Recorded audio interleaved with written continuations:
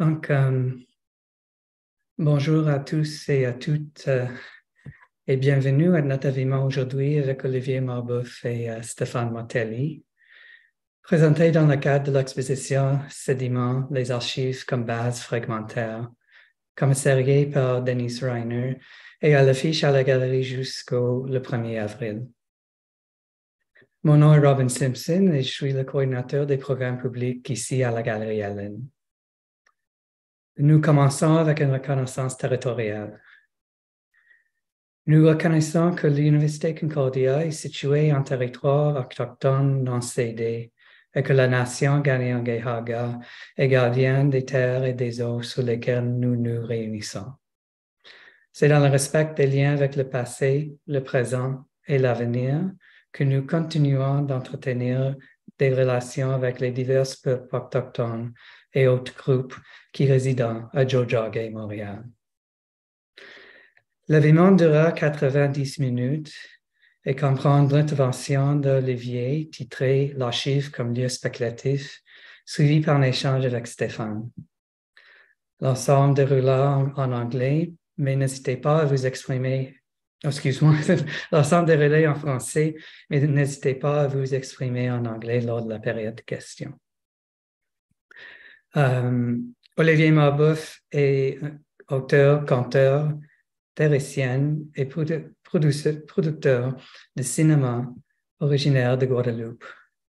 Il a fondé avec Yann Alagbe dans les années 1990 les éditions Amok, devenues Frémok, éditeur de bande dessinée de recherche, puis l'Espace Chiasma, Centre d'art visuel et de littérature vivant entre 2004 puis à 2018. Il partage actuellement son travail entre écrit spéculatif, dessin et production de films au sein de Spectre Productions. Il a récemment publié l'essai Suite décoloniale, S'enfuir de la plantation, et le recueil de poésie Les matières de la nuit, tous deux aux éditions de Commune. On peut lire une large part de ses textes sur son blog, toujours début. Écrivain, artiste et chercheur, Stéphane Martelly est né à Port-au-Prince et vit à Montréal depuis 2002. Croisant toujours la réflexion critique et la création, elle a publié de nombreux ouvrages, essais, poésies et d'autres fables. Elle a réalisé avec Albin Christian le livre La maman qui s'absentait, 21 2011, qui a reçu le prix littéraire Michel Tournier. Son essai principal, Les jeux désemblables, Note Bene 2016, fait émerger une pensée de la création à partir de la littérature haïtienne contemporaine. Sa dernière fable, Comme un traite, Le fil d'or et d'argent, livre d'artiste 2022, a donné lieu à au projet de recherche-création multidisciplinaire Tresser la ligne. Claudia Brutus, Ji-Yoon Han, Dominique Fontaine. Son travail transdisciplinaire interroge toujours les zones ombres, les limites de la représentation et de l'interprétation. En 2020-2021, elle a créé et dirigé la collection Matériel et Matériel, essai pour faire connaître la voix des écrivains noirs et émergents aux éditions Remue-Ménage. Martelly est professeur de recherche et création et en littérature de la Caraïbe au département des arts, langues et littérature de l'Université de Sherbrooke et co-directrice de Versus Laboratoire transculturel. Donc, on va commencer avec l'intervention d'Olivier. Bienvenue à tous et toutes encore et bon avis. Merci beaucoup, Robin, et merci à la galerie et à Concordia de m'avoir invité à on va dire, réagir, commenter et converser aussi autour de l'exposition curatée par Denis Riner. Et je suis très content aussi d'avoir l'occasion de rencontrer et d'échanger avec Stéphane à cette occasion. Ce que je vais faire en fait, donc excusez-moi, ce que je vais faire en introduction, c'est que je vais plutôt aussi euh, dialoguer un peu avec les arguments de Denise Riner, qui est donc une commissaire que moi j'ai rencontrée à Vancouver il y a quelques années de ça, et qui a créé donc, qui a inventé et assemblé cette exposition sédiments, les archives comme base fragmentaire, et qui, en plus de montrer donc des artistes qui vont avoir une pratique et une relation avec l'archive, essaye de réfléchir à différentes tentatives, je dirais, de faire archive dans une position plutôt diasporique. Et on parlera avec d'ailleurs Stéphane peut-être aussi les particularités de l'initiation diasporique, moi qui est aussi la situation dans laquelle je me trouve en vivant en France. Mais voilà, au départ, en fait, ce qui me semblait intéressant en réfléchissant à cette archive diasporique, c'est que il y a plusieurs choses qui vont se jouer déjà, en fait, dans le vocabulaire même de ce qu'on appelle archive, lorsqu'on est issu de populations minoritaires, donc, et qu'on est en situation de diaspora. La question de savoir ce qu'on nomme archive, ce qui compose en fait le corpus même de l'archive est importante. Et Denis, dans sa présentation de l'exposition, balaye différentes propositions d'artistes qui montrent différentes formes d'archives qui ne sont pas toujours des, comment dirais-je, des formes attendues et convenues. Mais on va dire qu'en fait, quand on évoque la question de l'archive dans un contexte de recherche comme dans un contexte artistique, on en vient assez vite à des artefacts, des textes, des films, parfois, des objets. Et je pense que déjà, la première chose qui va être un peu centrale dans notre conversation, c'est que, et qui va être aussi à la base de l'échange avec Stéphane, c'est de réfléchir plutôt à des gestes d'archives plutôt qu'à des objets, et donc à des manières de produire les archives et de les adresser. Voilà.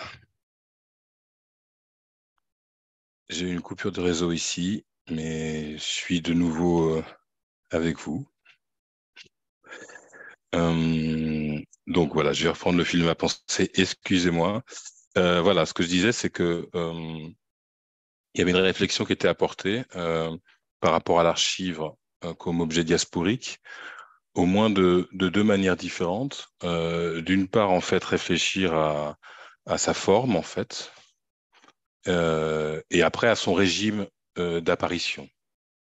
Et je trouve que c'était assez important parce qu'en fait, dans le champ de l'art comme dans l'académie, si on ramène l'archive à un artefact, on se retrouve alors dans une situation où quelque part il y a une espèce de valeur d'un objet qui peut circuler, et celui ou celle qui l'a produit aussi sur une forme de marché en fait, et donc l'archive devient en tant qu'artefact un objet de marché, alors qu'il est possible de réfléchir aussi la perspective de l'archive à partir de son adresse, c'est-à-dire quelle est la nécessité de produire l'archive et quelle est la forme juste de son régime d'apparition.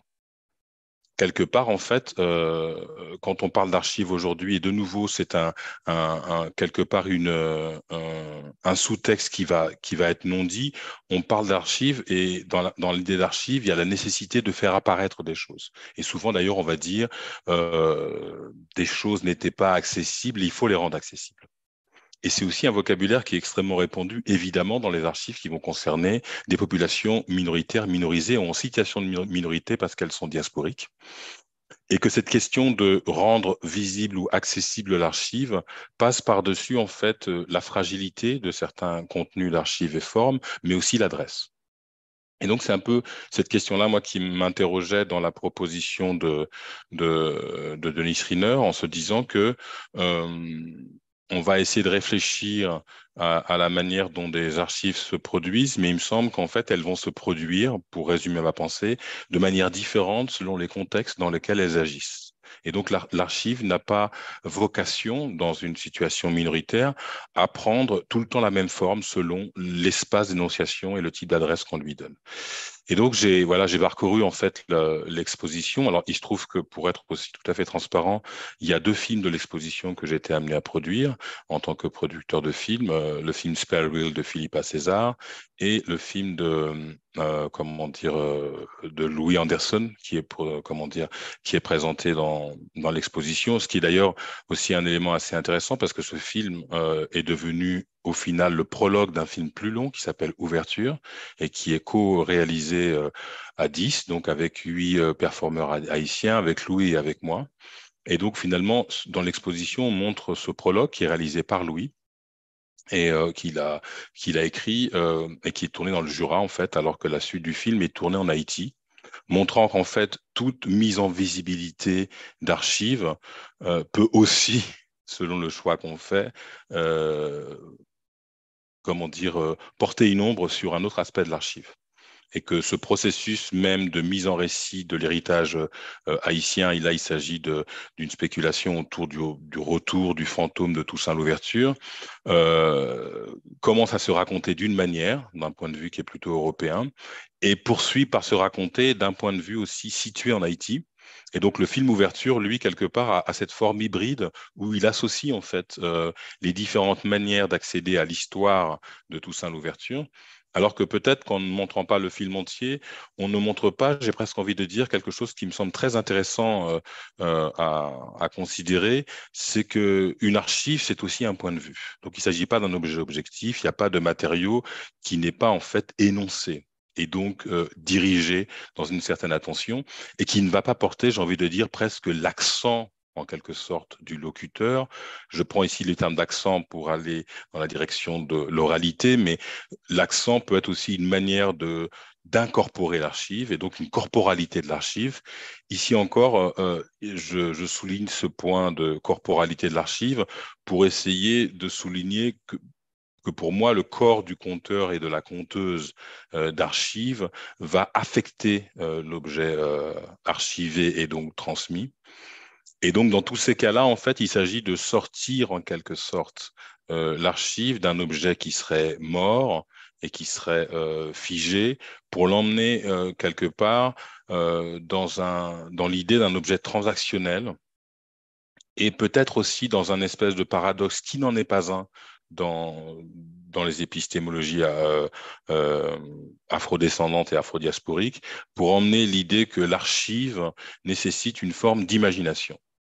Alors que, quelque part, dans une histoire occidentale, l'archive pourrait être mise dans une catégorie d'un objet à valeur scientifique et pourrait être amené à donc sa fonction de preuve, la fonction forensique de l'archive, c'est-à-dire on utilise une archive pour prouver. Si on associe archive et imagination, évidemment, on crée une forme de trouble. Mais dès lors qu'on positionne, on rentre dans une temporalité des héritages afro-diasporiques, c'est l'un des sujets, mais aussi des héritages natifs américains, on voit bien que, et ça, Denis Riner l'introduit de différentes manières dans la présentation de son exposition, on voit bien qu'on doit questionner aussi le rapport au temps et aux temporalités. Et donc aux esthétiques issues de ces temporalités à l'intérieur même de notre réflexion de ce que c'est qu'une archive. Parce qu'effectivement, si on pose l'archive comme une trace du passé, on la resitue directement en fait dans un espace épistémologique occidental où le passé est révolu et derrière nous et le futur n'est pas encore advenu, alors que dans ce qui m'intéresse de questionner, l'archive est quelque chose qui participe d'une temporalité en spirale, circulaire, faite de répétitions, où l'histoire est toujours déjà là. Et donc, quelque part, tous les temps sont concomitants. Alors, je repasse pas comme le fait Denis Riner par les questions de temps quantique et cosmique que propose en fait Denis Ferreira da Silva, parce qu'il me semble que dans la tradition caraïbe, on a des rapports, j'ai envie de dire, moins abstraits à cette question de la temporalité circulaire, et que j'ai l'impression que le risque de considérer que de regarder à une échelle qui serait une échelle de l'univers risque de nous emmener du côté de formes qui soient, qui puisse nous éloigner du fait que sentir les temporalités et les présences invisibles sont des sensibilités qui seraient non humaines, ce que je ne pense pas. Je pense que la question de ce qu'on appelle la sentience, par exemple chez les plantes, existe aussi chez les humains, mais qu'elle a été moins développée dans des cultures, notamment occidentales, impactées par la prédominance de la vue. Et on voit bien que ce qui va prendre de la valeur, donc dans un contexte occidental, est d'abord une chose qui va être visibilisée. Et d'ailleurs, on lui opposerait la question de l'invisibilité. Les revendications de reconnaissance des populations minoritaires sont complètement articulées autour du couple visible-invisible. Alors que la possibilité d'être en présence et de sentir des présences et de fonctionner avec une sensation de l'histoire et une possibilité de l'archive comme aussi une sensibilité à ce qui nous entoure est quelque chose qui est pour moi assez important. C'est-à-dire que ne pas limiter la question de la corporalité à la question de la vue, mais vraiment de penser que l'archive est reçue et rejouée et redistribuée par tout le corps, c'est quelque chose qui est pour moi assez essentiel. Ça va reposer sur la question du récit, mais ça peut être aussi la danse, la performance, les modes de relation. Et l'une des archives, moi, qui m'intéresse beaucoup, c'est l'archive qui va affecter le corps dans un rapport postural. Et par exemple, on va souvent reprocher, moi je suis français et j'ai grandi dans la région de Paris, à des jeunes issus des Suds de tenir le mur, comme on dit, c'est-à-dire de venir s'appuyer sur les murs dans la rue qui pour moi est une posture très inscrite dans une histoire de la corporalité, par exemple au Maghreb, au même titre que le rapport à la police dans les contextes occidentaux va être complètement structuré par une expérience qui n'est pas qu'une expérience vécue, mais une expérience archivée des corporalités non blanches, par exemple. Je donne deux exemples et on pourra en trouver beaucoup d'autres. C'est-à-dire qu'en réalité, donc là, le régime de l'archive ne fonctionne pas non plus sous la forme d'un objet constitué et donc un objet culturel constitué, c'est-à-dire à valeur d'échange dans l'espace économique culturel, un texte, un film, comment dire, tout un régime, tous les régimes possibles de texte, de films, d'enregistrement, d'objets, d'art culturel, mais aussi bien en amont de ça, dans un enregistrement en fait du corps d'une série d'histoires qui ne sont pas que les histoires qu'on a vécues. D'ailleurs, en introduction de la conférence, Robin a donné ce texte de reconnaissance, qui est voilà, presque une obligation institutionnelle canadienne. J'ai envie de dire que quelque part, en fait, il faudrait essayer de penser assez intimement à ce que ça veut dire. De dire qu'on est vraiment en train de parler dans un espace, pour ceux qui sont au Canada ou pour ceux qui sont ailleurs, qui a une épaisseur, comment dire, d'une histoire humaine et non humaine vécue, et qu'est-ce que ça nous fait? Et donc ça, c'est aussi cette question de l'archive. Je voulais souligner en fait le fait que effectivement, dans les gestes artistiques, parce que là, on parle d'une exposition, on va arriver à des formes qui sont des artefacts, des installations, des projections, des objets. Mais je pense qu'en fait, cet aspect de l'archive limite notre sensibilité à ce qui se passe entre justement les objets eux-mêmes. Donc pour moi, la question de l'archive se passe dans un rapport transactionnel. Quelque part, ce qui fait archive, c'est ce qui est entre ce qui est visible et pas visible, entre un objet et un autre, entre une personne et une autre. Donc ces espaces transactionnels, ils sont précieux et quelque part, ils ne peuvent pas être tous exprimés dans des formes d'archives collectionnables, accumulables. Et donc, ils posent une question de transmission. Et ils posent une question de transmission de deux manières. D'une part, ils posent une question de transmission parce qu'ils sont, pour moi, obligatoirement adressés. Et qu'à chaque fois que l'archive est censément ne pas être adressée, ça veut dire qu'elle est adressée dans l'épistémologie occidentale à d'autres occidentaux. Donc le non adressé, en réalité, est un adressé qui ne dit pas son nom.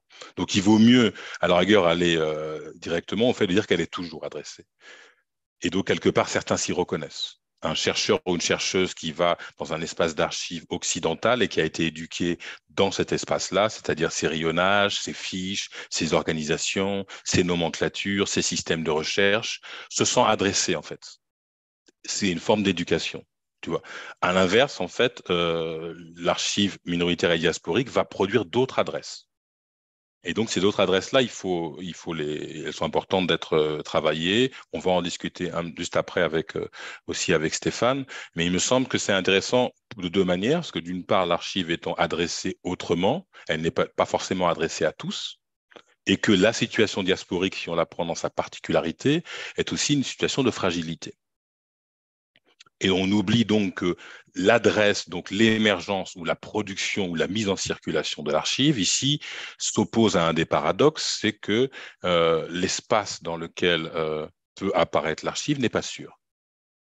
Et donc, on ne se pose pas la question quand on est dans une épistémologie occidentale où l'espace est sécurisé en quelque sorte, où la puissance des moyens qui sont convoqués permettent de créer un espace qui est une illusion pacifiée, pour citer aussi Françoise Vergès dans son dernier livre, lorsqu'elle parle donc des musées, avec l'idée que le lieu d'art et le musée est un lieu de paix, pacifié, comme si quelque part, en fait, tout ce qui permet de produire cette paix pouvait être ignoré. Et moi, je pense que les gens en situation diasporique ressentent qu'ils ne sont pas dans un espace de paix et ne croient pas intimement dans leur corps à la fiction de la paix. Il voit bien que l'énonciation même de l'archive est exposée au sens à des risques. Et donc là, c'est un deuxième aspect, c'est que l'archive est adressée, mais elle va être adressée, voilà, comme dirait Patrick Chamoiseau, pour le paraphraser, en pays occupé. Donc, comment on adresse une archive en pays occupé? C'est-à-dire comment on donne à la forme de l'adresse une torsion, une ruse, une inclinaison qui permet qu'elle soit reçue par qui elle est adressée, à qui elle est adressée, mais qu'elle passe, comme on dit en créole, la Guadeloupe, en bas-feille, c'est-à-dire sous l'oreille de celui qui ne doit pas l'entendre. Et moi, je pense qu'en fait, l'une des particularités de l'archive diasporique est d'être en bas-feille, c'est-à-dire que de devoir se plier à un espèce de paradoxe de la volonté de transmettre, de la nécessité de transmettre et d'adresser, tout en conscience du risque de transmettre et de l'exposition dans laquelle on se met à transmettre. C'est-à-dire le risque qui va être de capture, de récupération. Et lorsqu'on va regarder des archives dans une exposition comme celle de Denis, il faut se poser en premier lieu une question très simple: qui nous parle? Qui sont les personnes qui nous adressent l'archive? L'archive n'apparaît pas spontanément toute seule. Quelqu'un nous la présente, et parfois dans les démarches d'artistes, justement, et c'est souvent parce que des artistes qui sont issus de minorités, l'adresse est toujours claire. Pour un artiste issu d'une minorité, l'adresse est toujours claire parce qu'elle est inscrite dans le geste. Qui nous parle, c'est déjà dans la forme, ne nous met aucun doute de qui nous parle. Et c'est ça que je trouve très intéressant à observer, c'est qu'il y a presque une forme d'obligation, et je finirai avec cette remarque, d'obligation dans une perspective minoritaire de signifier l'adresse. Pourquoi? Et ça, c'est l'hypothèse aussi de mon intervention, c'est parce que l'adresse fait lieu. C'est comme si, dans une situation diasporique, l'espace ne préexistait pas pour dire l'archive et la faire exister. Donc, l'énonciation de l'archive doit aussi énoncer les conditions et ce qu'on pourrait appeler un lieu. C'est-à-dire que la parole, par exemple, va devoir faire son lieu dans sa forme, dans son travail, parce qu'elle part du principe que le lieu dans lequel elle doit s'énoncer n'existe pas. Et de fait, quand on va regarder des œuvres, mais aussi lire des textes, ou apercevoir des choses qui font archive, pour moi, des chansons, des danses, des performances, tout un ensemble de choses et de gestes, on verra qu'en même temps, ces actions-là, qu'elles soient actions physiques où on est présent, performatives, que ce soit aussi des livres et des textes qui ne sont pas de la physicalité humaine mais qui la contiennent, produisent un lieu dans lequel quelque chose est codé. Et donc, quelque part, quelque chose est bien adressé à tout le monde, mais aussi à des gens en particulier, pour ceux et celles qui ont besoin de comprendre quelque chose. Et moi, ça m'importe parce que je réfléchis aussi beaucoup au cinéma comme ça, notamment au cinéma qui met en scène des épistémologies et des corps non blancs et des personnes minoritaires, en disant, quoi qu'il arrive, ce corps et cette personne qui va être à l'image dit toujours plus que ce qu'on veut lui faire dire. C'est-à-dire, il ou elle dit toujours quelque chose d'autre qui sera adressé à quelqu'un en particulier. Donc même dans le processus de capture des images, des corps noirs, des histoires noires, quand ce n'est pas produit par des gens qui ont cette nécessité de le produire pour certaines communautés, eh ben, il reste toujours une possibilité à l'intérieur de cette capture-là d'adresser quelque chose de secret. Et ça, pour moi, c'est assez important. C'est-à-dire qu'en gros, il y a toujours ce risque de capture, mais toujours cette possibilité d'en échapper sans cesse. En tout cas, cette idée de s'échapper sans cesse de la capture et du risque de l'espace, ça me fait penser en fait à l'idée que l'archive diasporique qu'adresse Denise dans son exposition est une archive à perdre haleine. C'est-à-dire que ce n'est pas une archive euh, posée, reposée, complètement sereine. Elle est toujours en train de devoir se réinventer et de devoir réexister. Ce que Stéphane me disait, excusez-moi, juste en amont de notre conversation, c'est de dire qu'effectivement, c'est là aussi la véritable définition de l'idée de tradition dans ces espaces afrodescendants et afrodiasporiques, c'est-à-dire la nécessité permanente de remettre à jour et de refaire, en fait. Et donc, pour moi, la question de l'archive et sa nécessité de la répétition dans les deux sens du terme, de se préparer à quelque chose à venir, donc de le répéter, et à la fois de sans cesse devoir la refaire, la redire, puisqu'on sait que le ressassement et la répétition dans le créole sont des éléments extrêmement importants. La forme épistémologique de l'archive repose aussi pour moi sur le fait qu'elle n'est pas un objet nouveau, inconnu, jamais vu, inédit, qu'on va excaver, exhumer dans une logique coloniale pour montrer un objet qu'on n'aurait jamais vu, mais au contraire une chose qu'on a déjà beaucoup vue, mais jamais entendue de cette manière-là. Donc toujours nouvelle et jamais tout à fait nouvelle. Voilà, je voulais juste introduire avec ces termes-là et peut-être ouvrir la conversation avec Stéphane sur ces quelques balles envoyées à la volée.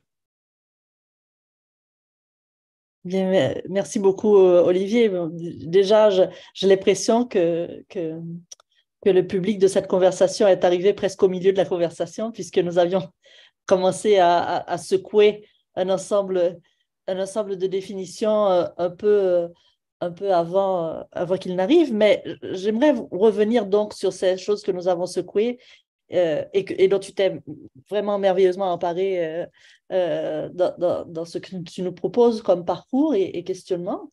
D'abord, la première chose à laquelle j'avais pensé en réfléchissant à notre conversation, c'était effectivement cette notion définitionnelle de l'archive.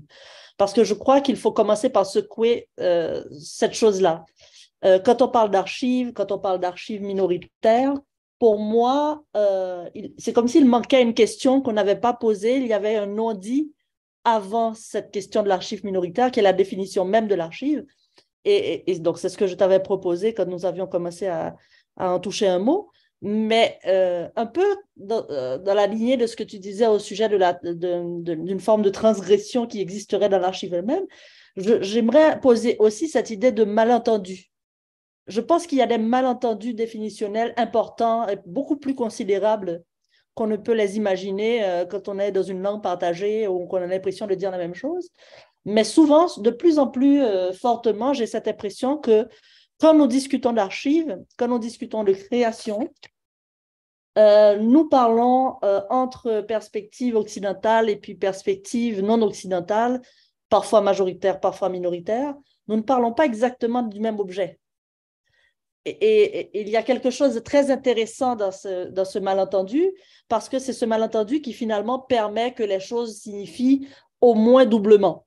C'est-à-dire qu'on a l'impression d'avoir, par exemple, dans le cadre de cette exposition, posé un ensemble d'objets, repris un ensemble d'artefacts, de les avoir disposés d'une manière qui permettrait leur relecture, mais on les a quand même posés dans un cadre qui oblige à les examiner comme objets. Heureusement ou malheureusement, et là on va revenir après à la question de l'adresse si tu veux bien, heureusement ou malheureusement, la personne qui visite cette exposition, selon le positionnement ou selon l'identité ou selon le parcours qu'elle amène avec elle, elle va entendre malgré tout, et tu terminais là-dessus, un message qui n'apparaît pas de première vue, mais qui est présent et qui est peut-être effectivement dans les restes du geste, dans les restes du corps que cette archive tellement bien disposée et tellement bien encadrée n'arrive pas tout de même à complètement évincer. Est-ce qu'on commence comme ça? Oui, mais moi j'aime beaucoup ce que tu as introduit sur la question du malentendu. Oui. On le dit aussi, tu sais, dans l'éducation occidentale, éclaircit ta pensée. Toujours. Donc, quelque part, mener la pensée vers la lumière, c'est la rendre au plus juste, quoi. Alors qu'on pourrait dire assombrir ta pensée. C'est-à-dire peut-être essaye de peut-être pas tout mettre à nu. L'idée que tout soit à nu donnerait l'idée d'un sens juste. Et ça dépend en fait dans quelle position on est. Et c'est vrai que pour moi, le malentendu n'est pas quelque chose à lever. Le rapport entre l'Occident et l'histoire coloniale qui l'a produit, même les formes de réparation, pour moi, ne nécessitent pas de lever les malentendus, parce que les malentendus, c'est les marges vivables de la relation. Absolument, Tu vois, absolument. donc c'est dans les malentendus qu'on peut encore respirer, je dirais. Tout à fait. Et tu vois, c'est vraiment ça. C'est-à-dire que quand on parle de création, il m'a fallu, par exemple, un certain temps, puisque je suis un peu moitié-moitié. C'est-à-dire, j'ai vraiment fait une première moitié de ma vie complètement en Haïti et une deuxième moitié à l'extérieur d'Haïti. Donc, j'ai un peu ce double regard constamment. Et puis, il m'a fallu, malgré tout, un certain temps, parce que la posture haïtienne est tellement une posture d'affirmation, d'autonomisation et puis de non-besoin de compléments par rapport à toutes ces perspectives coloniales. Il m'a fallu beaucoup de temps pour comprendre, par exemple, cette notion de la création comme capture. Alors que pour moi, ce n'était jamais ça. Tout ce que j'avais jamais compris de la création, c'était précisément ce qui résistait à la capture, c'est-à-dire ce qui ne pouvait exister qu'en termes de ce que tu appelles obscurcissement, opacité, on peut trouver d'autres termes, mais en termes de possibilité en tout cas. Quelque chose qui nous déplace, qui nous permet de nous porter ailleurs, qui ne peut certainement en aucun cas être dans la capture. Donc, je pense que pendant longtemps, j'ai eu ce genre de conversation où on avait l'impression de parler du même objet, mais ce n'était pas le même objet. Pareil pour la tradition. Cette idée d'une tradition qui appartiendrait, comme tu l'énonçais auparavant, au passé, qui serait stable, qui serait révolue, dont qu'on regarderait avec un peu de distance, même un peu de distance ironique, n'est pas du tout une idée de la tradition où je reconnais quelque chose. C'est-à-dire vraiment la tradition pour moi, dans une perspective haïtienne, afrocentrée ou même autochtone, si tu veux, c'est toujours quelque chose qui appartient à la fois au présent, au passé, au présent et au futur, nécessairement. Et donc, c'est pour ça qu'elle ne peut pas, et tu vois, on retourne à la création, être capturée. Parce qu'elle ne s'inscrit pas dans une temporalité qui conçoit même qu'elle puisse être arrêtée. Tout à fait, mais ça, moi, ça m'intéresse beaucoup parce qu'à l'inverse de toi, moi, j'ai grandi dans un contexte français hexagonal et que quelque part, en fait, la question de la capture et d'une espèce de capacité d'un système économique dans lequel on vivait de tout vouloir, et de tout vouloir voir, de tout vouloir consommer, donc l'héritage vraiment colonial du système capitaliste occidental était omniprésent.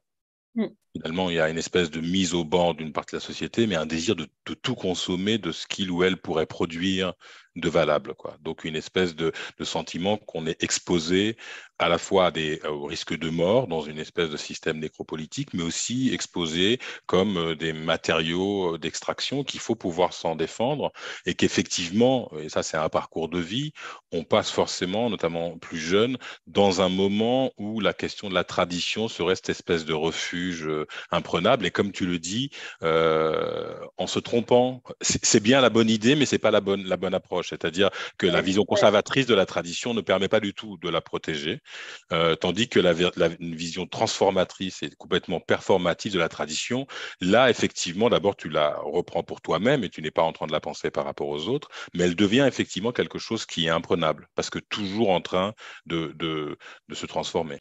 Toujours en train de se transformer, toujours en train d'échapper. Et puis, elle contient déjà la possibilité que tu appartiennes déjà à ta propre ancestralité. C'est-à-dire que les ancêtres, ce n'est pas quelque chose de lointain, c'est vraiment quelque chose qui est dans le quotidien de ton corps, dans le quotidien de ton activité, dans le quotidien de ta pensée, de ta création. Et donc, une fois qu'on a ébranlé ces premières définitions, ça devient très intéressant parce que quand on parle d'archives minoritaires et quand on parle, et puis ça, ce sont des questions importantes, d'effacement dans l'archive, que dans les espaces occidentaux, les personnes minorisées, racialisées seraient effacées de l'archive. Il faut déjà problématiser tous ces éléments parce que ces personnes, effectivement, il y a un processus très violent d'effacement qu'il ne faut pas nier, mais on arrive à un point où on peut questionner que cet effacement soit réalisé, même dans son intention malveillante. Il ne peut être réalisé pour plusieurs raisons, les deux principales étant que ces populations n'appartiennent pas à l'archive, non seulement parce qu'on veut les effacer, mais aussi parce qu'elles ne veulent pas vraiment y appartenir à cette archive coloniale. Et inversement, dans la question de l'archive, de l'effacement du visible et de l'invisible, que tu poses très, très, très bien, en effaçant de l'archive, le pouvoir colonial a l'impression d'avoir éradiqué des choses qui n'appartiennent pas nécessairement à cette dichotomie visible-invisible. Et donc, de toutes les manières, cet effacement est impossible. Donc, c'est une vision peut-être un peu optimiste que je te présente, mais en tout cas, ça pose question de penser, est-ce qu'on peut vraiment effacer et qu'est-ce qui ne veut pas, de toutes les manières, appartenir à l'archive coloniale? Ça aussi, c'est une question importante. Ouais, je trouve ça très important ce que tu dis et je pense que ça s'inscrit aussi dans le fait que tu sois haïtienne et que tu as grandi dans le contexte haïtien, comme toutes les personnes que je connais en ce cas-là, d'avoir un socle qui n'est pas que le socle colonial. C'est-à-dire qu'il y a un socle aussi de possibilités expressives dont tu as parlé, où tu produis positivement de la culture. Qui ne se pose pas cette question-là. Et donc, effectivement, je trouve dans ce traumatisme épistémologique, en quelque sorte, Oui. de la visibilité, invisibilité, c'est un traumatisme diasporique. Donc, c'est un traumatisme de se trouver dans une société où on a l'impression, mais à la fois, et je le disais aussi tout à l'heure, et là je te suis complètement, je ne pense pas que c'est optimiste, je pense que c'est un projet ambitieux de penser que l'effacement ne fonctionne pas, mais pour plusieurs raisons, et l'une d'entre elles, c'est d'arrêter de donner en fait au régime de visibilité occidentaux une telle importance. Parce que Oui, l'un des paradoxes oui. de la situation diasporique, c'est, même si c'est pas avouable, une espèce de désir qui a été fabriqué dans la trame coloniale occidentale. Même si ton désir t'oppose, mais tu as un désir. Et moi, je l'ai vu dans le travail très concret avec des artistes afro-diasporiques, Oui. ils restent inscrits dans des désirs qui sont des désirs extrêmement occidentaux. Même On peut s'ils s'en remettre, heureusement. On peut s'en remettre. Bien sûr, mais donc voilà, et donc pouvoir proposer d'autres manières de considérer l'effacement. Moi, j'ai beaucoup utilisé dans mon travail la question de la dispersion, c'est-à-dire que les choses ne sont pas à l'endroit où on croit. Oui, Et donc, exact. on les pense effacées, mais en fait, ce que le système colonial parvient à faire, comme je suis d'accord avec toi, ce n'est pas totalement d'effacer, ne pas totalement d'invisibiliser, mais de disperser. Et donc de casser les cohérences Oui. entre A et B, entre B et C, quoi. Ça, par contre, c'est une réalité et on doit nous reconstituer. Faire archive, notre afrodescendance nous est contestée à chaque fois, sans cesse, par les Occidentaux. Et là, on doit dire, vous avez fait un gros travail pour disperser et créer des distances énormes. On a parlé tout à l'heure en introduction de la Caraïbe. Il y a des espaces énormes qui ont été fabriqués entre des îles qui ont des destins extrêmement communs en réalité. Et à chaque fois, cette distance-là, elle est reconduite par le discours Oui. occidental. Oui. Donc là, il y a un effet. Voilà. Elle doit être reconduite parce qu'elle est fragile. Parce que tu n'as qu'à mettre 3 Caribéens ensemble dans la même pièce, même s'ils parlent des langues différentes, il y a une reconnaissance quasiment immédiate de tas de communs vraiment que ces artificialités ne peuvent pas effacer. Ça, c'est sûr. Et puis, bien sûr, l'archive comme imaginaire, mon Dieu, évidemment, c'est à peu près la définition de la littérature haïtienne. Qui ne cesse d'archiver cette histoire, de la raconter, de la restituer, de la refaire. Mais même en contexte diasporique, quand tu prends des démarches comme celle de Toni Morrison, comme celle qu'elle a menée dans Beloved notamment, cette idée de prendre un fait divers de quelques lignes et de reconstituer même les éléments du récit auxquels on n'a pas accès. On n'y a pas accès selon les méthodes traditionnelles. On y a sans doute accès de différentes manières. Ou tu prends une démarche comme celle de Nombessé Philippe avec son long poème Zong, qui, à partir d'une archive juridique, reconstitue toute la voix de ces personnes esclavagisées, noyées de force dans la traversée, et qu'elle les dissémine sur la page en aménageant aussi l'espace du silence et de la respiration. Donc, du coup, des choses qui ne sont pas tangibles ou visibles, qui sont d'ailleurs, c'est-à-dire c'est un texte qu'elle doit constamment défendre aussi contre des adaptations et des traductions qui effacent systématiquement ces silences pour remettre le texte sur une page condensée, comme si ces espaces n'étaient pas extrêmement vitaux à l'intérieur de son travail de réanimation, si tu veux, de cette archive. Et donc, il y a des saisissements, il y a des des reprises en main de l'archive à travers des approches de création qui sont tout à fait très fréquentes et permanentes tant dans les espaces majoritaires que minoritaires. Moi, je voulais rebondir sur ce que tu dis là pour venir à la question des formes et des formalismes.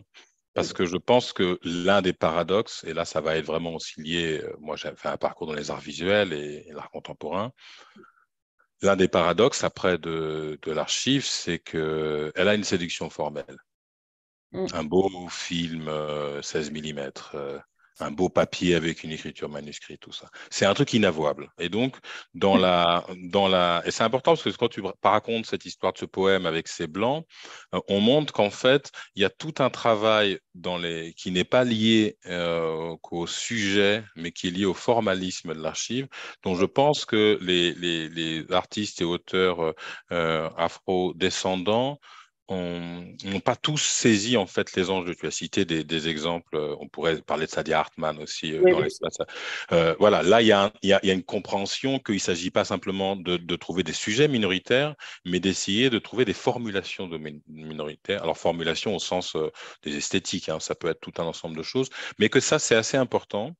Parce qu'en fait, si on utilise les mêmes outils de production de l'archive que ceux qu'on conteste, le contenu ne suffit pas en fait. Il faut quand je disais donner un accent, c'est quand je parlais de l'accent dans l'art, ça peut être tout un ensemble de choses. Et ça, c'est important pour moi parce qu'effectivement, tout en venant, et c'est le cas aussi de Denise Riner pour son exposition, en venant apporter beaucoup d'éléments qui sont très intéressants sur d'autres perspectives possibles d'archives présents dans les objets qu'elle montre ou dans les spéculations qu'elle en fait. Du reste, il reste quand même en fait un choix esthétique qui est fait de ce que c'est qu'une belle exposition. C'est ça. Bien installée, avec des beaux objets, avec quand même des supports qui ont une forme de séduction formelle assez immédiate, et ce que moi j'appelle le fétichisme de l'archive. Et donc là, ce fétichisme-là, pour moi, il nous éloigne de pratiques d'archives autres qui peuvent être formelles, qui n'ont pas ces nécessités en fait. C'est comme si cette conception qui est très intéressante parce que j'ai lu aussi son texte de présentation. C'est comme si ces épistémologies de l'archive n'avaient pas encore un impact sur la manière même d'organiser l'exposition. On restait quand même dans des formes assez traditionnelles de présentation, de présentification, sans peut-être aborder, aller vraiment de plein fouet dans des conceptions un peu plus déroutantes finalement de l'archive. Moi, je pense que ça décrit assez bien où on en est, quelque part, et je trouve ça l'exposition m'a beaucoup intéressé pour ça, comme une espèce d'état d'à la fois tout un ensemble de conscience et de capacité de recherche des professionnels d'aujourd'hui, issus eux-mêmes des minorités, et à la fois la limite d'où on en est aussi, quoi, les deux, quoi. Où est-ce qu'on a réussi à arriver à pouvoir prendre la parole, par exemple, que des hommes et des femmes, notamment racisés, natifs, puissent prendre la parole et être acteurs, mais on prend encore la parole et on est encore acteur dans des vocabulaires où on rend des comptes à l'épistémologie majoritaire, mine de rien. Et mine de rien. Bon, parce que c'est un effet systémique. Oui, bien sûr, malgré Qui dirige les espaces dans lesquels on parle, on peut enseigner, on le sait, quoi. Mais donc, pour moi, je suis, comment dirais-je, bienveillant ou indulgent avec ça parce que je crois qu'on doit se permettre aussi de nous-mêmes, par rapport à nos communautés, de voir les étapes, en fait, dans lesquelles on est, et d'être conscient d'une étape. Cette étape-là, elle est très marquée par un moment de vouloir prouver sur le terrain du maître, pour dire ça comme ça, qu'on est capable de faire. Très bien. Mais, encore une fois, ça veut dire qu'on s'éloigne paradoxalement de certaines formes qui nous seraient plus nécessaires. Parce qu'on a envie de passer par ce moment. Voilà. C'est toujours de risque d'investir ces espaces institutionnels-là. Et c'est pour cela qu'il est très important de comprendre que ce genre de questionnement, ces questionnements ne peuvent pas s'arrêter à l'œuvre. C'est-à-dire que ce sont des questionnements qui doivent aller plus loin que l'œuvre dans la manière dont l'œuvre est mise à disposition, pour ainsi dire. À qui elle est mise à disposition. Et puis là, on reboucle sur l'adresse qui, comme tu le sais, c'était vraiment la question qu'il me tardait de te poser. L'adresse, la question de la visée, en littérature, c'est évident. Tu sais, c'est évident, mais en même temps, ce n'est pas tout le monde qui pose cette question de l'adresse. L'adresse on agit comme si l'adresse était déjà entendue. Et tu as tout à fait raison de dire que quand l'adresse est entendue, elle s'adresse dans ces espaces coloniaux. Si l'adresse est entendue, c'est qu'elle s'adresse directement au groupe blanc majoritaire qui devient le groupe neutre, le groupe par défaut. Voilà, ce mystérieux homme blanc que personne n'a vraiment vu, mais à qui tout le monde parle. Alors, cette question de l'adresse est très importante parce que elle me semble vraiment cette espèce de viser à renégocier et à inventer comment travailler, notamment avec une double adresse. Hein. L'adresse, de toutes les manières, en contexte caribéen, elle est toujours au moins double. Il y a toujours, s'il y a un feuilleté au niveau de la subjectivité qui est multiple, l'adresse, de la même manière, elle est multiple. Et même en s'adressant à une seule personne, on s'adresse en fait à plusieurs autres à travers elle. Donc, comment est-ce qu'on peut rendre plus fortement cette adresse-là? C'est peut-être une des questions qu'il faudrait se poser à l'avenir. Non, mais là, je suis vraiment d'accord avec toi et c'est vraiment une question qui est pour moi très, comment dirais-je, un peu vitale. C'est vraiment On intéressant. parle aussi dans les pratiques théoriques, moi je parle beaucoup de la question des usages, Oui. c'est-à-dire sans être utilitariste, mais tu écris et il y a des gens qui vont faire de cette œuvre-là déjà quelque chose d'autre. C'est-à-dire, paradoxalement, comme tu dis, pour ne pas s'arrêter à l'objet, regarder les usages, c'est regarder déjà quand ce que tu proposes est déjà au stade de la transformation. Mm. C'est-à-dire que les gens, ils vont venir t'adresser un truc que tu as pu réaliser, tu as écrit un texte, tu as fait une forme, tu as fait quelque chose. Mais déjà, en fait, ils sont déjà en train de fabriquer eux-mêmes la forme suivante. Et moi, ces usages, je trouve que réfléchir en termes d'usage, ça a deux intérêts importants. Pour moi, c'est une manière de s'échapper aussi des régimes de reconnaissance dominants Oui, bien sûr. Bien qui sûr. guettent toujours au coin de la porte, parce que tu sais comme moi que ce système d'attention fait que nos travaux sont d'abord lus par ce fameux maître blanc dont personne ne sait qui c'est, mais tout le monde d'abord. Et donc, il y a une espèce d'attention. Et moi, je suis assez attentif aussi à quelque chose qui est important et qui est une forme de réciprocité entre cette communauté imaginaire, imaginée, désirée, et un auteur, une autrice, ou un théoricien, un poète, un artiste. Ça va dans les deux sens, c'est-à-dire que l'adresse, elle doit en retour euh, générer une forme de retour de la communauté vers celui qui a produit quelque chose. Et moi, je trouve que nos communautés, et tu sais, moi, je suis beaucoup d'amis haïtiens, on est très dur entre nous. Parce on vient de vies qui sont pas des vies faciles. Et j'essaye, dans ma propre vie de personne, mais aussi dans mon travail, d'essayer de réfléchir aux manières dont on pourrait entre nous s'honorer de manière beaucoup plus claire. Et parce que je pense le système qui nous a fondés nous a aussi beaucoup tourné les uns contre les autres Mm. et qu'on a perdu beaucoup d'énergie à ça, mais c'est un système qui est très habile pour le faire Oui. et qu'en fait, s'honorer en dehors des régimes d'honneur, tu sais, des récompenses qui sont données par un autre système, mais entre nous, permet de créer pour moi une espèce de boucle d'adresse en disant que on va produire une forme, mais il y a un retour sur ce qu'on fait et on est conscient que notre communauté l'entend, le ressent, le salue. Et puis ça, voilà, moi je faisais partie de ce groupe de gens qui avons pensé, il y avait Françoise Vergès et d'autres, qu'il fallait donc remettre un prix Nobel de littérature alternatif à Maryse Condé. C'était pas Oui. pour, voilà, c'était parce que pour nous, Maryse, elle avait fait quelque chose pour nous tous. Mais oui. Et Mais oui. qu'en fait, c'est important que ce soit adressé. C'est pas qu'on demande quel est le prix Nobel officiel, mais Nous le sachions. que nous le sachions et que nous, on lui dise, pour nous, ce que tu as fait. Et donc, ce type de choses-là n'est pas juste de la reconnaissance banale, mais un principe d'adresse réciproque, en quelque sorte. C'est Quelque vraiment chose nous a été adressé et on dit, on l'a reçu. Mm.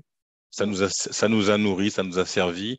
On exprime le fait que quelque chose a été reçu. Et dans le travail, je trouve, euh, c'est l'une des choses les plus précieuses et les plus belles que d'avoir ce sentiment que des gens de ta communauté disent merci pour Moi, je lis ça et je me dis, voilà, quoi, quelqu'un pose des mots Il y a ou une vraie résonance. voilà, et ça, je pense que c'est l'endroit sur lequel on doit beaucoup creuser, mais qu'on doit construire parce il se construit pas simplement, avoir des espaces pour que ces choses s'échangent, parce qu'évidemment, les auteurs issus des, comment dire, des diasporas afrodescendantes partout où ils sont en Europe, ben, ils sont aussi économiquement dépendants du contexte où ils sont, et la reconnaissance qu'ils ont du système où ils sont, c'est parfois un élément de survie. Ça, on l'entend. Mais comme tu dis, pour moi, le double agenda ou le feuilletage, et nous, dans la Caraïbe, on a passé notre vie à vivre des vies doubles, des vies triples. Il faut qu'on se rappelle de ça, quoi. C'est pas parce que tu vas exister dans ce régime-là que tu ne peux pas exister dans tout un ensemble d'autres régimes. Et avec des amis et des collègues, quant à leur visibilité dans les grandes institutions de l'art notamment, il me disait, mais Olivier, alors du coup, tu penses quoi? Tu crois qu'on doit aller ou pas? Je dis, mais la question, elle n'est pas tellement l'institution en réalité. La question, c'est quoi d'autre? Où est-ce qu'on se voit d'autre? Et de pouvoir penser que l'archive, c'est aussi un espace autre, et ça je dis aussi archive comme lieu, c'est aussi un espace autre, c'est aussi un espèce de sous-texte, c'est un autre, et qui engage et qui fait signe vers un endroit où on peut se retrouver. C'est Donc, magnifique. voilà, tu dis, là, Magnifique parce qu'à ce moment, les lieux dont on pensait qu'ils avaient été abolis continuent d'exister. Bien sûr. Et avec cette idée très afrodescendante, en tout cas très caribéenne, que les morts sont parmi nous et que nous n'avons qu'à leur parler. Et donc, l'objet, à ce moment-là, peut traverser tous ces masques et tous ces filtres qu'on essaie de lui appliquer pour quand même faire signe à celui qu'il saura reconnaître puisqu'il lui est adressé. Et c'est très juste parce qu'en fait, j'aime beaucoup cette expression et je voulais peut-être redonner la parole après à Robin pour qu'on discute avec les personnes qui sont avec nous ici. J'ai utilisé aussi dans une espèce de épistémologie caribéenne de l'exposition l'idée de faire signe. Donc les œuvres ne sont pas le point d'arrivée d'un processus qu'on va contempler, mais nous font signe vers la suite. Et donc, penser que l'œuvre fait signe, c'est changer la perspective de comment on montre les choses. C'est-à-dire, on ne vient pas les contempler, les admirer. C'est justement pas, en fait, quelque part, l'épistémologie de l'expérience esthétique telle qu'elle a été racontée, même dans les penseurs les plus ambitieux comme chez Rancière. Je pense qu'en fait, il y a autre chose pour nous, et je crois on doit encore construire le vocabulaire de se faire signe, c'est-à-dire que l'objet n'est pas le point d'arrivée de quelque chose, mais le point de passage ou de rebond d'une possibilité cachée, quoi. Exactement. On peut poser Robin, la question, je pense. voilà, tout à fait. On pourrait continuer très longtemps. Donc, mais merci à vous deux. Puis, comme Olivier a suggéré, on va ouvrir la discussion à tout le monde ici dans le Zoom. Vous êtes bienvenus à poser vos questions à vive voix ou si vous veux taper dans la clavardage, je vais les lire pour Stéphane et Olivier. Donc, on va ouvrir la discussion maintenant. Vous pouvez lever vos mains aussi.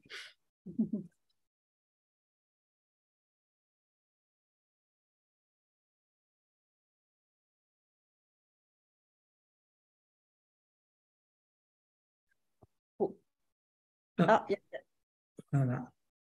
C'est Cécilia, allez-y, Cécilia. Bonjour tout le monde, bonjour Robin, bonjour Stéphane, bonjour Olivier. Merci pour cette présentation. Ça va être beaucoup de réflexions pour mes expos et mes œuvres à venir. Donc, merci pour ça. J'avais une question, je vais essayer de la faire la plus compréhensible possible. Vous avez parlé en fait dans la notion d'espace d'exposition, de la fétichisation de l'archive. Et en tant que commissaire d'expo, justement, j'essaie de réfléchir à finalement où est-ce qu'on va en termes d'exposition, vu que l'exposition en lui-même vient de l'idée occidentale, donc de cet espace-là, l'idée de présenter, de mettre en lumière. Et j'essaie de me dire, est-ce qu'on doit redéfinir finalement les actions et les réflexions de l'exposition justement par rapport à ce que vous avez dit et quelles seraient peut-être les avenues, parce que là, ça veut dire qu'il faut vraiment casser beaucoup de choses, y compris les murs, si ça se trouve. Et je voudrais avoir vos opinions là-dessus. Donc, merci d'avance. Bon, moi, je vais dire très rapidement, comment dirais-je, sans avoir l'obligation de tout faire aujourd'hui, maintenant, et que nous, parce qu'il y a tous ceux qui sont avec nous, et comme disait Stéphane, avant nous, après nous, les morts et puis les vivants et ceux qui ne sont pas encore nés, ils vont faire aussi leur part. Mais moi, je crois, Cécilia, il faut qu'on engage ça. Il faut qu'on engage en fait ces directions-là. Il faut qu'on arrête d'avoir peur de ce que ça a comme conséquence, ce qu'au fond de nous, on ressent. On a pas mal parlé avec Cécilia, cette question de la fatigue, ce sentiment d'épuisement. Mais moi, l'une des raisons que j'y vois, en fait, c'est le fait qu'on insiste dans des formes et dans des régimes d'existence qui ne nous sont pas, qui nous rendent malades, en fait. Donc, on essaye de faire le mieux possible dans un espace qui est quand même, sans à un moment donné se dire, mais en fait, c'est peut-être l'espace qui est toxique et donc je ne peux pas continuer à faire comme ça, en fait. Et on n'ose pas, parce que quelque part, le pas a l'air énorme. Pourquoi le passer d'un coup comme ça? On peut aussi le faire, l'histoire des marronnages nous l'apprend. Il y a le petit marronnage, et avant le grand départ, il y a le petit marronnage, il y a le petit écart, etc. Moi, je me suis beaucoup intéressé, via d'autres collègues qui ont beaucoup plus travaillé que moi, mais je pense au moins aux deux commissaires, l'un haïtien, Giscard Bouchotte, et l'autre guadeloupéenne comme moi, Claire Tanconce. Ils sont beaucoup intéressés à la question du ambulatoire, Claire plutôt au carnaval, Giscard plutôt au rara, comme des formes possibles d'expression culturelle dans nos épistémologies. Bien sûr. Pourquoi, voilà, pourquoi on s'arrêterait au mur, comme tu disais, Cécilia? J'ai l'impression que la communauté en mouvement exprime quelque chose de très profond de notre histoire, et que c'est pas juste une forme spectaculaire performative, c'est peut-être un lieu de nos épistémologies futures.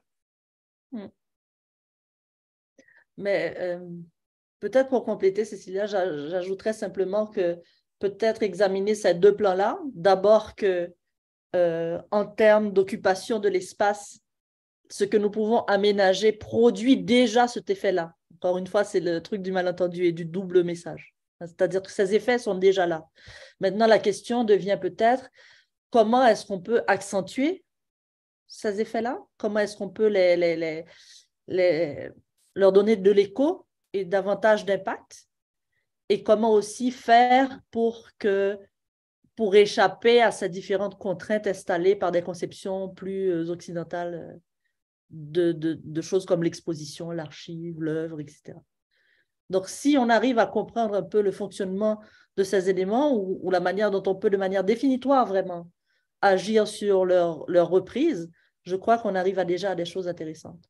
Ensuite, évidemment, voir maintenant ce que ces gestes veulent dire du point de vue de nos cultures directement, comment en fait, à travers le carnaval, comme on disait tout à l'heure, l'exposition, la déambulation, la reprise, la parodie, le réinvestissement, ce sont des gestes qui existent déjà. Et donc, comment les investir et arriver avec des propositions? C'est ce que je dirais sur les deux plans. Oui, j'aime bien ce que tu posais en plus sur la question de la reprise, parce que c'est aussi une forme de rupture de l'idée du chef-d'œuvre et donc de l'originalité qui vient aussi d'une trame coloniale, de la nouveauté absolue, que rien n'est nouveau pour nous, puisqu'en fait, on est dans un temps spiralé dans lequel tout a déjà lieu et qu'on n'invente pas les choses, mais qu'elles nous traversent et qu'elles trouvent notre corps pour s'exprimer. Donc, ça n'a rien à voir avec des inventions.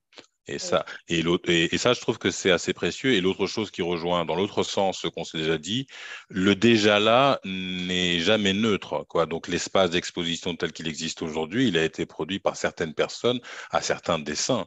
Donc le pratiquer, c'est pratiquer quand même un espace qui, lui, veut faire quelque chose. C'est-à-dire qu'il a une espèce d'ambition, pas simplement esthétique, une ambition politique, une ambition économique, tout un ensemble c'est une société, quoi. L'espace d'exposition est une société. Donc, si on ne le met pas en cause, c'est-à-dire si on le considère comme déjà là, mais comme si les communautés humaines, dans toute leur diversité, s'étaient dit c'est comme ça qu'on monte de l'art, on voit bien que c'est pas vrai en fait. On voit bien que les populations amazones, moi c'est un artiste issu d'une communauté d'Amazonie brésilienne qui disait en fait, moi, je visite une exposition, il va en ville et puis il est artiste, lui, dans sa communauté. Et il se dit, en fait, je me rends compte que là, je tombe sur des fétichistes qui aiment plus les choses, les images des choses que les choses elles-mêmes. Et donc, moi, je voyais un dessin d'une chorale et je me dis, mais pourquoi on n'a pas une chorale? Pourquoi les gens ils viennent pas chanter? C'est quand même. Et je me rendais compte qu'ils étaient plus attachés aux images des choses que les choses, et que moi, je cherchais en fait toujours la chose, quoi. Je me disais, on va aller chercher des gens, ils vont chanter. Je dis, non, non, c'est juste. Chose va se produire, c'est ça? Voilà. Et il dit, parce que pour moi, la faire en dessin, c'est la désirer se passer, se déroulant, quoi. Il ne voyait pas de fonction de l'artefact autre que d'appeler la chose à se dérouler. Et donc, tu vois, ça, c'est une épistémologie très belle aussi. Le geste de l'artiste comme un appel au vivant, à toujours que la chose se passe, aille vers le vivant. Et il dit, je me suis rendu compte que les expositions que je voyais étaient morbides, parce qu'elles n'appelaient pas, en fait, vers le vivant. Et donc là, il rejoignait la question de faire signe, parce que l'œuvre comme appel du vivant, l'œuvre fait signe vers une expérience à vivre. C'est-à-dire, je la vois, mais elle ne s'arrête pas, elle m'envoie, elle me dit, va voir, va vivre la chose que je t'indique, quoi. Et ça, je trouve ça hyper beau et ça nous rappelle que les épistémologies dans lesquelles on est ne sont pas neutres. Elles sont, même si elles Non, mais nous c'est ont. très profond ce que tu viens de dire là, parce qu'effectivement, si on conçoit qu'on nous montre toujours l'image morte ou le fossile de la chose plutôt que la chose, c'est intéressant parce que ça nous amène à nous questionner sur ce qui est fait de nos corps quand nous entrons dans ces lieux. Est-ce qu'à ce moment-là, nous ne sommes pas aussi dans des risques de fossilisation de nous-mêmes? Si ce sont des lieux qui fonctionnent et qui carburent à partir du mort, est-ce que, en fait, voilà, occuper ces lieux, arriver dans ces lieux, circuler dans ces lieux, ce n'est pas en même temps se mettre un peu en danger de mort, puisque ce sont des lieux qui produisent cela, tu vois? Et comment faire pour que ça ne soit pas le cas dans les choses que nous construisons nous-mêmes? Ça, c'est très important, effectivement. Très important.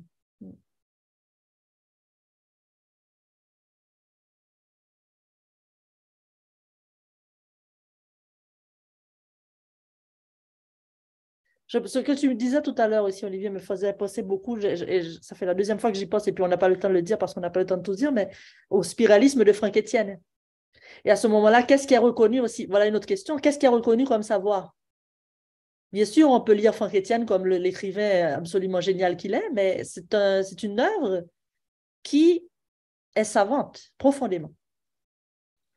Et donc, pourquoi ne pas s'inspirer d'œuvres pour réfléchir à nos épistémologies? Pourquoi toujours passer par des politiques de la citation qui nous éloignent de plus en plus, en fait, de nous-mêmes?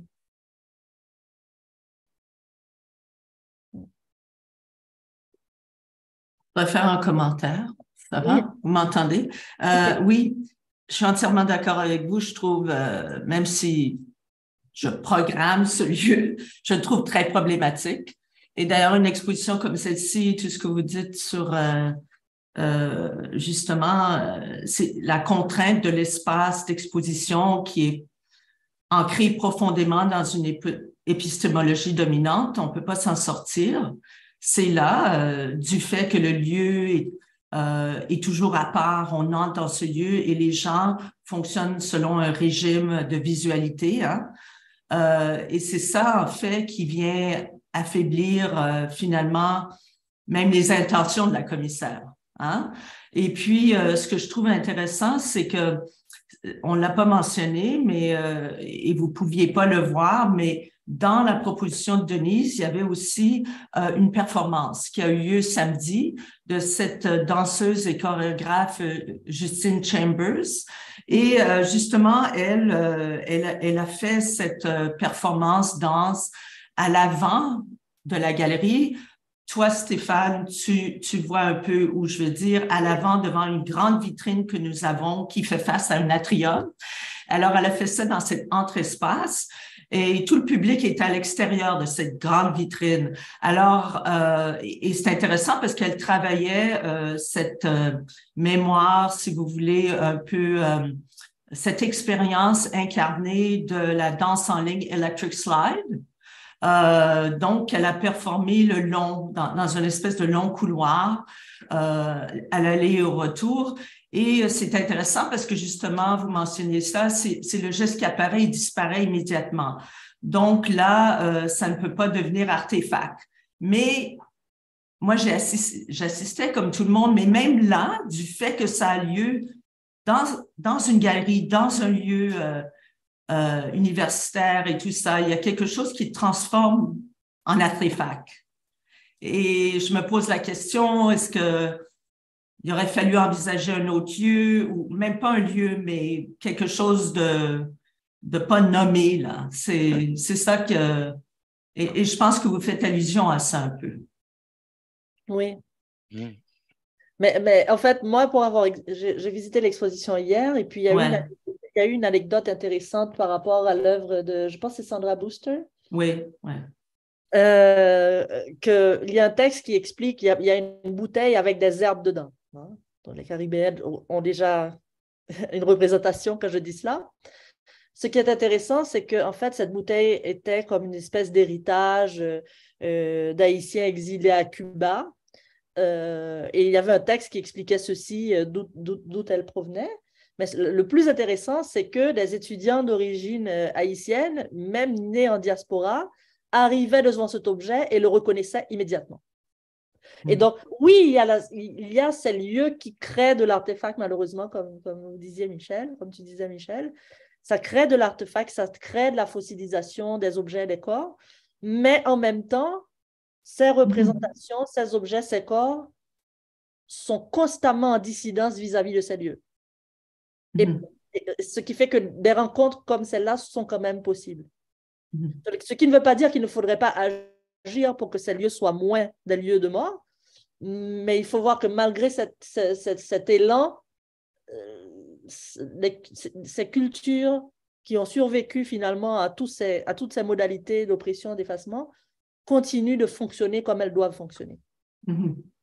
Oui, bah, c'est l'idée qu'on s'est dit aussi auparavant de l'objet fait signe, quoi qu'il arrive, à qui a besoin. Moi, je suis évidemment d'accord avec la remarque de Michel, ou du moins la réflexion qu'elle engage, qui est un paradoxe difficile, mais qui est finalement en fait récent et qui est la conséquence tout à fait intéressante du contre-discours non occidental sur ce que les Occidentaux font, parce que jusqu'à présent, les Occidentaux ont été leur propre public et leur propre critique, et qu'on rentre dans une époque depuis assez récemment, si on regarde l'histoire de la modernité coloniale, où il y a un rapport autoréflexif occidental qui est alimenté par d'autres regards. Et donc là, soudainement, ce que vous dites, Michel, là, je pense qu'il y a 15-20 ans, des gens n'auraient jamais pensé ça, en fait. La question qu'on a évoquée de lieu de mort de la salle d'exposition, elle émane d'un début de compréhension de la possibilité multiperspective des sociétés occidentales post-coloniales qui contiennent des diasporas. Donc on commence, j'ai envie de dire, à entrer dans le cœur d'une réflexion qui pourrait être quels sont les lieux dont nous avons besoin, c'est-à-dire là, collectivement, et pas dont certains ont besoin, et d'autres sont les objets, les matières. Moi, je pense qu'effectivement, les populations non occidentales ont été les matières premières, en quelque sorte, et là, maintenant, ils deviennent aussi des opérateurs narratifs. Donc, cette question-là, elle est juste. Et je trouve ça veut dire que quelque chose avance et que ce soit un peu problématique n'est pas un truc qui doit nous faire renoncer. Pas du tout. Non. Et peut-être partir des œuvres elles-mêmes et aider à développer avec les artistes une compréhension plus fine de leur adresse. Je pense que ça pourrait être un point de départ extrêmement intéressant. Comment cette œuvre s'adresse et comment permettre qu'elle s'adresse encore mieux à qui elle est adressée. Il y a une question de Omar, je crois, là, qui lève la main. Oui, bonjour. Merci à vous deux pour une passionnante discussion. Je voulais en fait peut-être poser une question concrète, ou du moins pour partir sur des exemples concrets à Olivier sur les deux films dont tu as parlé, que tu as produits, celui de Philippa César et celui de Louis Anderson. J'aurais bien aimé que tu en parles un petit peu plus pour dire un peu comment tu vois la manière dont comment tu vois les gestes d'archives qu'ils mettent en œuvre. Je connais le film de Philippa, je ne connais pas celui de Louis Anderson. Et la deuxième partie de la question, c'est que j'aimerais bien savoir comment tu envisages, toi, ton rôle en tant que producteur dans le faire apparaître le geste d'archive. Parce que tu n'es pas que producteur, mais ça m'intéresserait de savoir comment tu envisages tes différents rôles dans les projets de ce point de vue-là. Alors, pour être tout à fait sincère, en fait, ce que tu évoques là fait partie des ouvrages à paraître dans mon travail, quoi, je suis en train d'y travailler, où progressivement, j'essaie d'expliquer ce que j'ai fait, en fait, depuis toutes ces années, et la trajectoire et la possibilité d'énonciation de personnes en situation diasporique dans un contexte où ils sont minoritaires, parce qu'on peut être diasporique, pas minoritaire, à travers les infrastructures dont tu n'es pas maître, mais dans lesquels tu veux essayer de faire signe. Donc là, on résume à peu près cette situation-là, c'est-à-dire le moment où j'ai commencé, en tout cas, j'étais aussi conscient que des personnes concernées par les questions coloniales, mais qui étaient en situation minoritaire, étaient très minoritaires en nombre et en capacité d'action dans le territoire où je me trouvais, c'est-à-dire en France, en Europe et dans l'économie de l'art contemporain et du cinéma. En gros, que les narrateurs de la question coloniale étaient, en tout cas à cette époque, ce qui n'était pas paradoxal à l'époque pourtant, c'est-à-dire il y a une vingtaine d'années, qu'il l'est un peu plus aujourd'hui, étaient très majoritairement en fait des personnes blanches. Donc finalement que même la contre-histoire du mouvement colonial occidental était de nouveau racontée et prise en charge par des narrateurs occidentaux. Chose sur laquelle j'ai pas mal travaillé, pas mal réfléchi, et dans lequel moi j'ai essayé de concevoir une trajectoire qui peut-être, par certains aspects, emprunte de l'histoire de la Caraïbe, avec le recul, et comme je le raconte dans des textes à venir, j'ai retrouvé en fait certaines épistémologies caribéennes dans les manières d'agir. Et tout à l'heure, on parlait aussi avec Stéphane, moi, de mon intérêt sur la critique de l'histoire non héroïque, la volonté en fait de reconstituer des histoires de résistance non héroïques. Je pense que dans mon travail, il y a aussi de la patience, de l'observation. Comme toutes les populations caraïbes, on a passé une très large partie de notre vie à observer ceux qui nous dominaient, jusqu'à les connaître parfaitement. Et puis des choix, de moments d'action, de biais, etc. Deux exemples que je peux donner qui sont deux justement films qui sont dans l'exposition. Moi, j'ai commencé à travailler avec Philippa César en 2011. Nous sommes en 2023 et je produis en fait je viens de finir on est en train de terminer le film de Salana Ada, cinéaste guinéen, auteur des archives qui sont dans le film. Donc, en gros, tu entres en travaillant avec une cinéaste qui te donne accès à un sujet. Elle est d'origine portugaise, Philippa, et elle a un lien familial avec le conflit en Guinée. Je l'accompagne sur plusieurs films. On travaille ensemble depuis très longtemps maintenant, depuis une douzaine d'années. Mais parallèlement à ça, moi, je développe la nécessité aussi, à travers la découverte d'une archive et de gens qui les ont produites, de remonter aussi à la source des acteurs africains de l'histoire, et de mettre en place une possibilité de produire leur travail depuis leur point de vue. Même chose pour le film de Louis Anderson, puisqu'en fait, il commence par une collaboration avec Louis et son accès à Haïti. Et en allant à Haïti, moi, je finis par contacter des Haïtiens et à produire le film qui s'appelle Ouverture, qui est en fait l'extension du film qui est dans l'exposition. C'est-à-dire que c'est un film qui fait 2 heures, où les opérateurs narratifs, etc., sont haïtiens. Dans tous les cas, en fait, la trajectoire est la même, c'est-à-dire, et mon rôle est le même, qui est de dire, je connais bien, en fait, le contexte occidental, autant en production que les artistes là, donc j'utilise cette connaissance-là, et j'essaie de voir ce qui est possible de faire pour réorienter, en fait, les moyens qui sont mis à disposition de personnes pour raconter des récits, pour que d'autres gens racontent des récits également.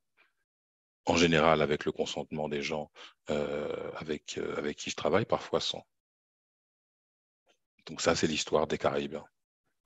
Donc j'ai l'impression que je m'inscris en fait quelque part dans mon parcours, et j'essaie de le raconter dans un livre que je suis en train de terminer, pourquoi j'ai eu le désir d'être producteur. Après, la question de la production, c'est vrai que voilà, nous, dans la Caraïbe, on a beaucoup d'auteurs. On a des très bons artistes, des très bons auteurs, etc. Moi, j'ai eu l'impression qu'on devait passer aussi techniquement au niveau de la fabrication, de la production, c'est-à-dire de l'infrastructure. Parce que ce qu'on maîtrise beaucoup moins, parce qu'on a toujours eu beaucoup de très bons poètes, de très bons poétesses, des auteurs incroyables, quoi. Je ne suis pas chauvin, mais c'est quand même une région qui produit de la qualité, mais sur laquelle on maîtrise assez peu les infrastructures. On n'a pas beaucoup de grosses maisons d'édition, de gros producteurs de cinéma, de grands lieux dirigés par nous. Et donc, mon intérêt aussi pour la production, pour répondre à la question d'un point de vue plutôt professionnel, était de m'attaquer à la manière, et là, ça rejoint la question de Cécilia sur l'exposition, à la manière dont on pouvait produire des films en tant qu'afrodescendant, et pas simplement au contenu de films afrodescendants. C'est-à-dire essayer d'inventer des manières. Et c'est très long, hein, parce que, encore une fois, comme Cécilia, elle parle de casser les murs de l'espace d'exposition, la production de cinéma, elle n'a pas été inventée pour faire des choses par nous-mêmes, hein, et que beaucoup de cinéastes noirs aujourd'hui connus produisent dans le cadre d'une infrastructure blanche. Je veux dire, ils n'ont rien bougé d'un centimètre de l'infrastructure de production. C'est très rare. Les Médondo et quelques-uns qui ont vraiment réfléchi parce qu'il était aussi très politisé, ou les Sarah Maldoror, ou quelques qui ont vraiment réfléchi à se dire, et c'est le contenu qui compte, mais la manière de faire compte aussi, le mode d'organisation économique est un sujet, ils sont très minoritaires par rapport. Et donc, moi, je me suis beaucoup intéressé à ça, à se dire, est-ce qu'il y a un geste caribéen de cinéma qui n'est pas que dans le contenu, mais aussi qui traverse toute la manière de faire. Je ne peux pas dire que j'y sois encore arrivé, parce que c'est un parcours très long et qu'on a en face de nous une infrastructure extrêmement solide, pas simplement en termes économiques, mais aussi en termes d'imaginaire. Se confronter au cinéma, par exemple, ça nous montre combien l'imaginaire du cinéma nous a pénétré dans le plus intime de nos centimètres et que nos désirs et nos plaisirs de cinéma ont un côté un peu con et qu'il faut vraiment travailler pour aller chercher quelque chose d'autre et des nouvelles épistémologies qui seraient dans nos histoires. Donc ça, pour te répondre, voilà, moi, c'est des collaborations dans lesquelles je cherche quelque chose de particulier et ça rejoint ce qu'on a dit avec Michel, avec Cécilia, comme avec Stéphane. C'est-à-dire que pour moi, il y a un rapport de diffraction. C'est-à-dire que tu cherches quelque chose de particulier, mais tu vises quelque chose d'autre, en fait. Et donc, moi, j'ai toujours produit des films en visant quelque chose d'autre que les gens qui les faisaient avec moi. Ça, c'est vrai. C'est vraiment essentiel. C'est le geste essentiel. Je ne sais pas si, Omar, je réponds à ta question. Absolument, merci.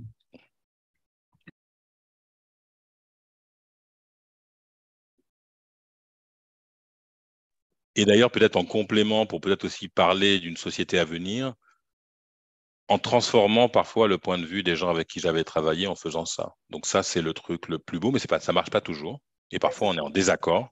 Et parfois, la dimension conflictuelle des épistémologies dépasse le désir d'un...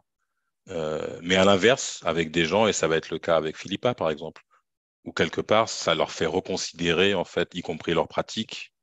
Cette relation-là les emmène vers une nouvelle pratique. Et moi, je crois vraiment à la question du commun, mais je ne crois pas en fait qu'on emprunte tous le chemin pour atteindre le lieu du commun. Et c'est là que moi, je pense on a des chemins singuliers pour, j'espère et j'imagine, parce que c'est le seul destin désirable pour les humains, se retrouver dans un espace du commun. Mais se faire imposer le commun universel, comme l'a fait l'épistémologie occidentale, c'est pas acceptable, parce qu'il n'est pas déjà là, le commun. Il faut qu'on fasse un chemin, en fait.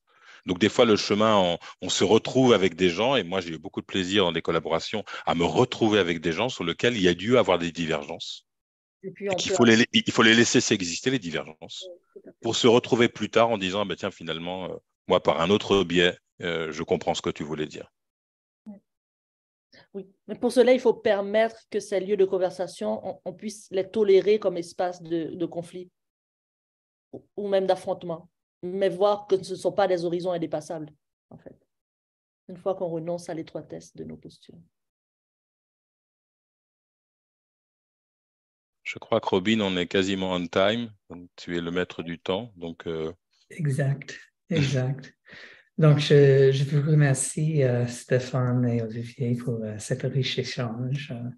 Puis les provocations que Olivier t'a aussi commencé les discussions avec, et puis tes observations, puis la réception que Stéphane t'a apportée à cet événement aujourd'hui. Donc, merci.